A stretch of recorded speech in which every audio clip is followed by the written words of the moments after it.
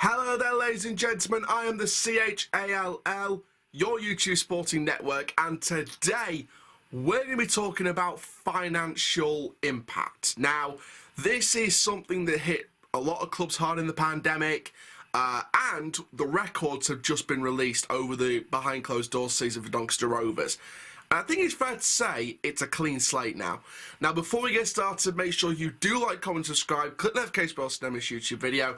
And for now, let's get into this one. We're going to be talking about everything revealed in the article. I'm going to be sharing with you the thoughts, because I've spoken to someone who knows football finance, who knows a lot about football finance privately, and he said some very encouraging things. And also, we're going to be sharing just overall my thoughts on this and what I think about this and, you know, all that jazz. I'm going to give you all the juicy details. So let's get straight into this one and tell you everything in full about what this all means for Doncaster Rovers and what it meant over that particular season. So a season of cost-cutting, which came at a high footballing price for Doncaster Rovers, came on the back of a small operational profit during the first full year of the COVID-19 pandemic. Revealed by Head of Finance Richard Poole, it says the club have a clean slate following what is described as the most difficult financial years in its history, but a lack of effective squad investment has since cost them their place in League One last season.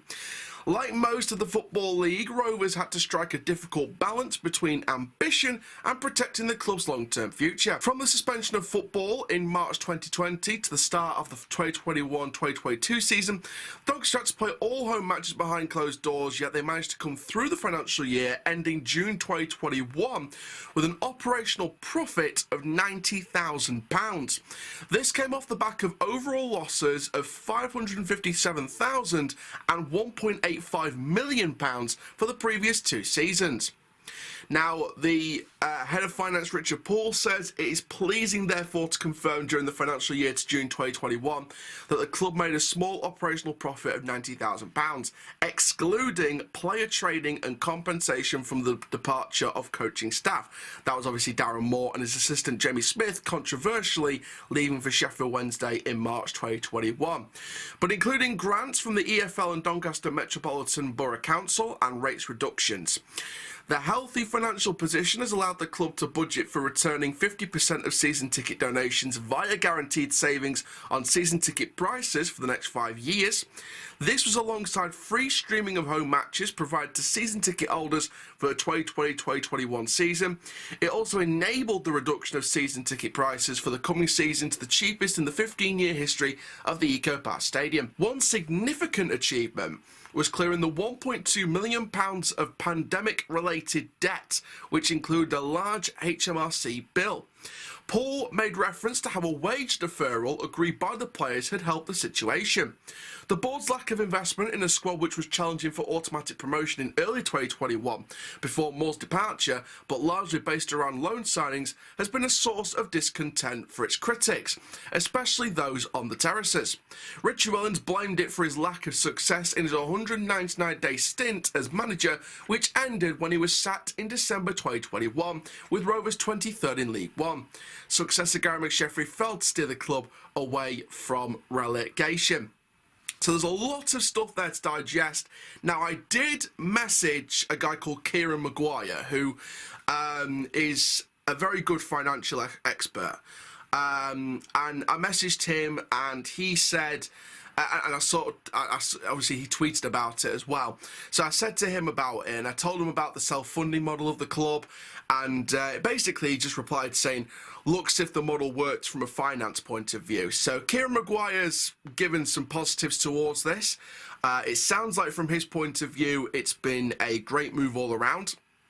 Now, I'm going to share my thoughts on all of this and also just talk a little bit more about what this means going forward, because there has been talk of a complete clean slate going into the next few seasons, hopefully, but at least the next season or two at least.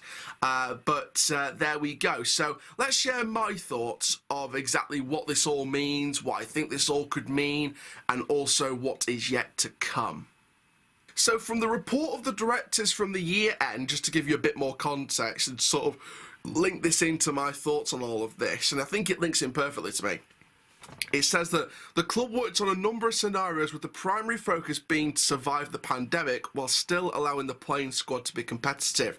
The club had already taken the decision to drastically cut costs with 19 positions being made redundant around the start of the financial year in order to save around £350,000 over the year, and opted to accept all support that was available except for those that came with detrimental consequences to the ability to sign players.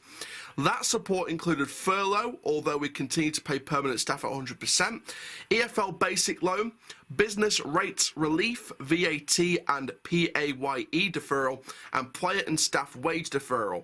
They also tried to maximise the benefit of all opportunities that arose during the year as additional Premier League solidarity payments, IFOLA income, additional rental income at the stadium, as well as the VAT benefits and research and development tax rebates that became available. Now, another big highlighted paragraph in this report for the directors is as follows. Though the proactive approach that was put in place was to deal with the pandemic, the club managed to achieve its long-term ambition of sustainability. Even though the adversity of the pandemic, with an operating profit of £98,000 excluding transfer fees, this did come at a cost as there were significant debts accumulated through the period which would need repayment in the short term. So basically we made a profit. If you don't know what that all means, then basically we made a profit, and, you know, we had to pay these debts off short term. Hopefully now, and I've seen other articles about this and about the finance for Rovers over that year, it seems like we've only got 2 COVID debts to pay, sort of COVID-based debts to pay off in the short term over the next year or 2 in instalments. That seems to be the case. But apart from that, as Richard Paul describes, it is a clean slate. And apparently the self-funding model from Kieran Maguire's point of view that he told me about was that it looks good from a finance point of view of football. So from a business point of view, it seems like the self-funding model kind of worked to keep us in some kind of profit or make some kind of profit from that particular season going forward. And you know what? Maybe it does half and half explain Darren Moore's over-reliance on loans, especially in the second season, or also the three-quarter of the second season of his reign at Doncaster Rovers. It seems like it could explain Darren Moore's, or the end of Darren Moore's reign, that three-quarter period over the summer of 2021 the summer of 2020 going into March 2021. And sort of including the summer window and the January 2021 window. So it kind of, from the sounds of it, it kind of explains a lot, or not a lot, but sort of at least half and half, about the over-reliance on loans. We had a lot of debt, we had COVID debt, we had all this and this to pay off in the short term, and it seems like that was part of the reason.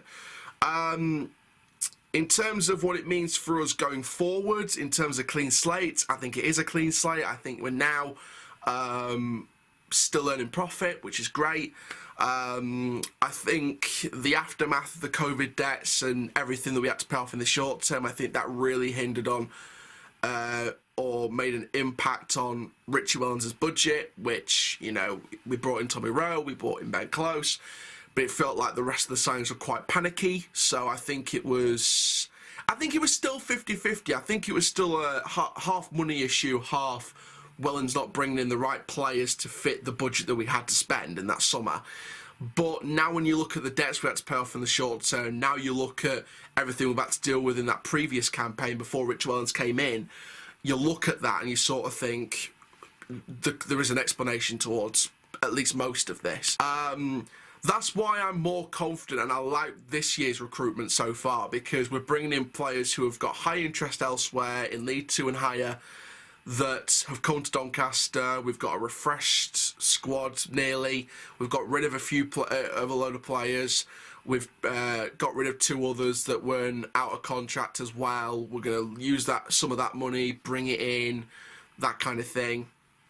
And you know, I'm more confident going into this season that we'll try and get, I think, like I said, I think it feels like, for me personally anyway, it feels like last season was just a step back. It was literally because of all the debts, because of all the financial stuff that we were going through, despite the fact we made a £98,000 profit.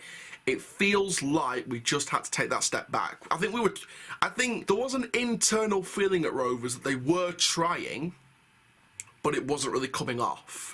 Whether that was down to Wellens, whether it was down to recruitment, whether it was down to... It could be down to loads of things. I think we can all put last season down to multiple things. The injury record, change of managers, most of the squad. You know, sometimes we can even question the fixture scheduling sometimes, but not all. I'm not going to use fixture scheduling as a reason or an excuse or anything like that. Injuries was a big thing. Manager change was a big thing. The amount of players that we brought in that just didn't hit the ground running straight away was a big thing. Maybe that's the financial restrictions we were on that particular season. Maybe we were just restricted to bringing in players that needed to catch up rather than players that were, you know, of a decent wage that were ready to come in and fight. Maybe it was that. Maybe it was the choice of recruitment, because we can put some of that down to the choice of recruitment, because Graham Younger, 12 months, 20-odd players, barely a couple of them made an impact in that season, and Graham Younger's gone. Hopefully his replacement gets announced very, very soon. Hopefully. Depends how we work it. Richie Wellens came in with a plan. Seems like the impact from the previous season's budget, finances and debts, etc., maybe that had a hindrance on Wellens' budget. Couldn't really bring in the plan that he wanted. We end up playing survival football rather than the football that he wants us to play. And 199 days later, and it's over, and he's sacked. We bring in McSheffrey. I think the club feels a change of atmosphere. We can see Gary McSheffrey trying to do things that, like, you know, things like the 3-0 up and then the 4-3 loss at Morecambe when we were 3-0 up at half-time. That kind of thing just reflected on the Wellens era. And I don't think it reflects on McSheffrey. I think that reflects on the Wellens players and, you know, what was happening at that time. And I think we were still reeling off the Wellens sacking impact and his whole stint as manager and the debts behind the scenes and things like that. I don't think the club was in an amazing place at that time last season. I think it was, or the aftermath of last season as well as the season before. I don't think we were in a fantastic place. I think it's pretty clear we weren't in a fantastic place, but we still made a profit, which is great. And, you know, there is always that argument of should the club have focused on promotion and just go further and further into debt, as, you know, no matter what it takes, or do we want to sacrifice a season where we can just recuperate the losses, pay off all the debts that need to be paid off short-term rather than long-term, that need to be paid instantly rather than in the future. And we'll be in a position where we don't have as much stuff to pay off, we're still in profit, but we might have to take a step back where we either get relegated or just survive relegation and then just bounce back. Yes, we were relegated, and I've said in previous videos, maybe we need that step back to go forward again. And maybe this feels like a clean slate now. Like I said, we've not got much debts to pay off now. We've only got those 2 little COVID debts. Needs to be paid over in instalments over the next year or two, and then see where we go from there. But I think we're in a much better place than we were last year and when COVID started the year before. So I think we're in a much better position now than we were the past couple of seasons. We're more and more in profit, thankfully, and you know, fingers crossed we're going to keep going and move forward from there.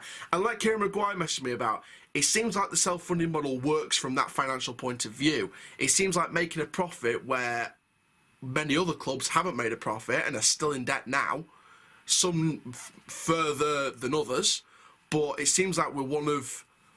I don't want to sort of number how many clubs have made profit over that COVID-19 pandemic year, because it was a bad year for everyone.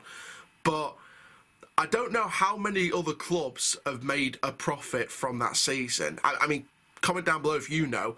If you're a fan of another club, comment down below if your club made a profit on that season, because I don't know many others that made any kind of profit, especially the lower league clubs as well, when they're the ones suffering the most.